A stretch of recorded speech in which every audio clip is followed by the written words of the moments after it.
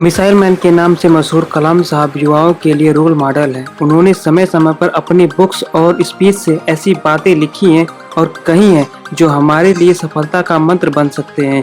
आज हम बात करेंगे उन सिद्धांतों के बारे में, उन प्रिंसिपल्स के बारे में जो हमारे भूतपूर्व राष्ट्रपति श्रीमान एपीजे अब्दुल कलाम सर के द्वारा बनाए गए हैं। उनका मानना है कि जो 5 नियम है वो हर स्टूडेंट्स को, हर इंसान को खुद पर अप्लाई करना चाहिए। अगर कोई भी स्टूडेंट्स या कोई भी इंसान इनको अपने जीवन में उतार लेता है और उनको फॉलो कर लेते हैं तो इस दुनिया में ऐसी कोई भी चीज नहीं है जो उस इंसान के कदमों में ना गिरे। इन प्रिंसिपल्स को हम पूरी डिटेल में समझेंगे ताकि आपको इन्हें फॉलो करने में आसानी रहे। रूल नंबर 1, मेरा एक महान उद्देश्य है। हमेशा अपने आप को याद दिलाएं कि आपका लक्ष्य बहुत बड़ा है। अपने आप को बोलिए, I will have a great aim. दोस्तों, सन 1958 की बात है। डॉक्टर एपीजे अब्दुल कलाम एक पायलट बनना चाहते थे। उन्होंने मेहनत करके पायलट बनने के लिए सारी परीक्षाएं पास कर ली, लेकिन पायलट की वैकेंसी में केवल 8 ही सीट थी। डॉक्टर एपीजे अब्दुल कलाम 9वें पे थे। अब उनका सिलेक्शन केवल तभी हो सकता था जब उनके ऊपर 8 कैंडिडेट में से कोई या तो वैकेंसी छोड़ दे या फिर मेडिकल में आउट हो जाए। लेकिन उनको इस बात का काफी डिसअपॉइंटेड हुआ कि उनका सिर्फ एक रैंक की वजह से वो सिलेक्शन में आउट हो गए।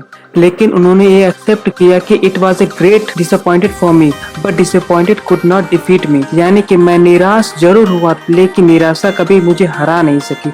उन्होंने ठान लिया था कि भले ही पायलट बन के एयरक्राफ्ट ना उड़ा सकूं, लेकिन इंजीनियर बन के, एक साइंटिस्ट बन के मैं एयरक्राफ्ट जरूर बना सकता हूँ, मिसाइल बना सकता हूँ, रॉकेट बना सकता हूँ। और दोस्तों, ये तो किसी को नहीं पता था कि अगर doctor APJ Abdul Kalam pilot बनते तो वे कहाँ तक पहुँच पाते, लेकिन उन्होंने इस बात को जरूर साबित किया कि अगर वो पायलट नहीं बन पाए तो उन्होंने रॉकेट और मिसाइल जरूर बना लिए। और भले ही वो इंडियन एयरक्राफ्ट के पायलट नहीं बन पाए लेकिन राष्ट्रपति जरूर बने, जो कि तीनों सेनाओं के कमांडर इन चीफ होते हैं। दोस्तों, उनका यह कहा गया रूल नंबर 1, हमेशा अपने आप को बोलिए, I will have a great aim, मैं अपना लक्ष्य ऊंचा रखूंगा। ये प्रॉमिस हमेशा अपने आप को याद दिलाते रहें। रूल नंबर 2, मैं हमेशा लगातार ज्ञान प्राप्त करता रहूंगा। दोस्तों, यह रूल कहता है कि I will continuously acquired knowledge, यानी कि मैं हमेशा लगातार ज्ञान हासिल करता रहूंगा। अब उनके इस दूसरे रूल को उन्हीं के जीवन से समझते। उन्होंने बहुत सारे मिशन को लीड किया और सक्सेसफुल भी रहे। उन्हें पद्म भूषण दिया गया, पद्म विभूषण दिया गया और भारत रत्न जैसे हाईएस्ट सिविलियन अवार्ड भी जीते।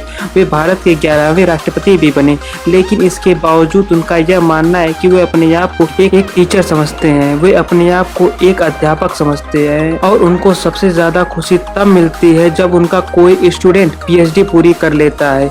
यानी कि उनके लाइफ में अगर सबसे ज्यादा जरूरत कोई चीज थी तो वह थी एजुकेशन, नॉलेज। उनका मानना था कि एजुकेशन यानी ज्ञान के लिए जो सबसे अच्छा समय होता है वह होता है स्टूडेंट लाइफ। किसी भी इंसान के सक्सेस के पीछे उसके एजुकेशन का, उसके नॉलेज का सबसे बड़ा हाथ होता है। उनका मानना था कि अगर एक स्टूडेंट का सबसे प्राइमरी जॉब है वह है अच्छी शिक्षा ग्रहण करना। एक विद्यार्थी को एजुकेशन के अलावा दूसरे किसी भी चीज के बारे में नहीं सोचना चाहिए।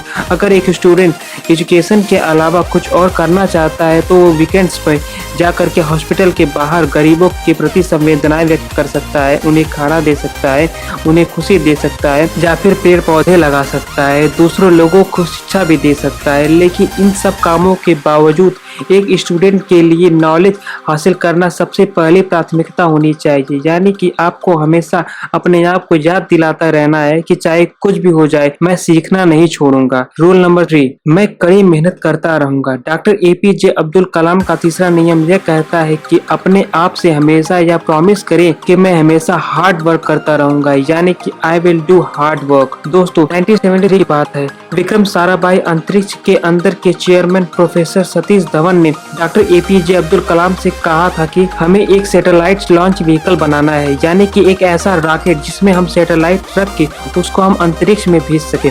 डॉक्टर एपीजे अब्दुल कलाम ने इस काम को पूरी जिम्मेदारी के साथ स्वीकार किया। वे इस मिशन व प्रोजेक्ट के डायरेक्टर थे, यानी कि पूरी टीम को उनके नीचे काम करना था। उनके नीचे 1000 से भी ज्यादा दूसरे इंजीनियर्स थे और करीब 10,000 वर्कर्स भी थे। इसके अलावा ऐसे बहुत सारे लोग थे जो इनडायरेक्टली इस मिशन से जुड़े हुए थे। इतनी बड़ी टीम को 6 साल का वक्त लगा प्रोजेक्ट शुरू करने से लेकर लॉन्च के दिन तक। 17 अगस्त 1979 इस डेट को सैटेलाइट लॉन्चर का टेस्ट होना था। लॉन्च के 8 मिनट पहले सारा कंट्रोल कंप्यूटर के हाथों में दे दिया गया। एक चेतावनी आई कि लॉन्चिंग में कुछ दिक्कत है। लॉन्च के ठीक 4 मिनट पहले यह डायग्नोस पर किया गया कुछ लीक्स है, लेकिन उनके टीम के जो एक्सपर्ट्स थे उनकी राय यह थी कि लीक्स के बावजूद भी रॉकेट को इतना सफिशिएंट है कि वो अपना लॉन्च जारी रख सकते हैं। और मिशन लेटर होने की वजह से कलाम साहब को यह डिसाइड लेना पड़ा कि वे रॉकेट को लॉन्च करेंगे।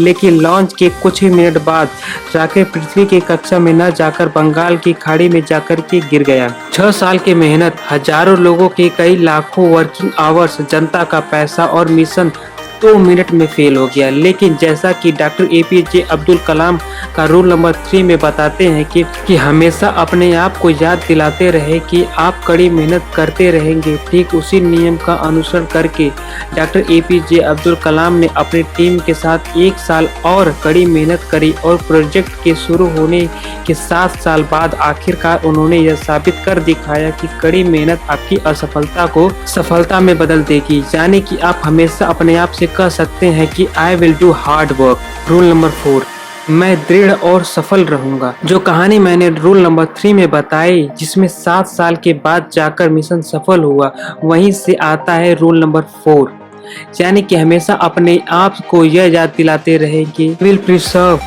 वेयर आई विल सुसाइड, यानी कि लगातार काम करना। हम जो मेहनत करते हैं उस मेहनत को लगातार करते रहे, चाहे कितनी भी मुसीबत आए। कॉन्स्टेंटली आगे बढ़ते रहना, अपने शब्दों पे, अपने वचनों पे कायम रहना। किसी में इतनी हिम्मत ना हो कि वे आपके हौसलों को कम कर सके। हम में से ऐसे कई सारे लोग हैं जिनकी आंखों में कुछ सपना है, जो कुछ करना चाहते हैं, वो काम करना शुरू करते हैं अपने सपनों पर, लेकिन समय बीतने के साथ साथ उनकी विल पावर कम हो जाती है। दोस्तों, किसी भी कीमत पे अपने हौसलों को ना टूटने दे। डॉक्टर APJ अब्दुल कलाम का मानना था कि आप तब तक अपनी जिद ना छोड़िए जब तक आप अपने लक्ष्य तक नहीं पहुंच जाते। आपका लक्ष्य है आपकी यूनिकनेस, आपका सबसे अलग होना। आप अपनी मुसीबतों से डरना छोड़ दिया तो उन पर ध्यान हटाकर उनके हल के बारे में सोचना शुरू कर दिया और उन पर काम करना शुरू कर दिया तो आप किसी न किसी दिन दुनिया में सफल जरूर हो जाओगे। दोस्तों, लास्ट में एक और बार इन चारों रूल्स को रिवाइज कर देता हूँ। रूल नंबर 1, अपने आप को हमेशा याद दिलाएं कि आपके पास एक बहुत बड़ा सपना है। You have a must big dream. Rule number 2, अपने आप को हमेशा यह याद दिलाएं कि आपको सीखना नहीं छोड़ना है। You have must continuously acquired A knowledge. Rule number 3, कड़ी मेहनत हमेशा करते रहें और मेहनत करने में कभी कोई कमी न छोड़ें। और इसी के साथ रूल नंबर 4, उस मेहनत को लगातार और हमेशा करते रहें, और ऐसा अगर आप करते रहोगे तो आप एक दिन जरूर सफल हो जाओगे। आज हमारे बीच मैन, इंजीनियर, वैज्ञानिक और भूतपूर्व राष्ट्रपति doctor APJ Abdul Kalam sir नहीं, जैसा कि उन्होंने ये बताया था कि वे अपने आप को हमेशा एक अध्यापक समझते हैं। उन्होंने अपनी आखिरी सांस भी Indian institute of management Shillong के स्टूडेंट्स को एक लेक्चर देते हुए, जिस लेक्चर का टॉपिक था creating a livable planet earth, वो 4000 वर्ड का लेक्चर अधूरा रह गया।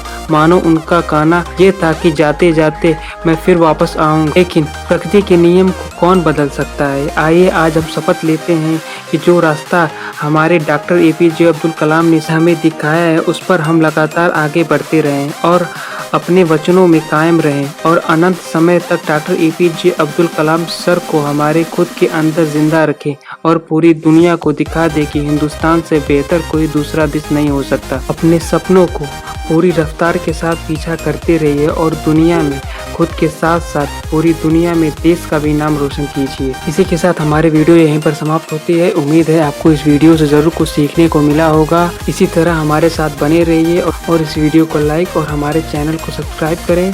मिलते हैं किसी और अगले नेक्स्ट वीडियो में। धन्यवाद।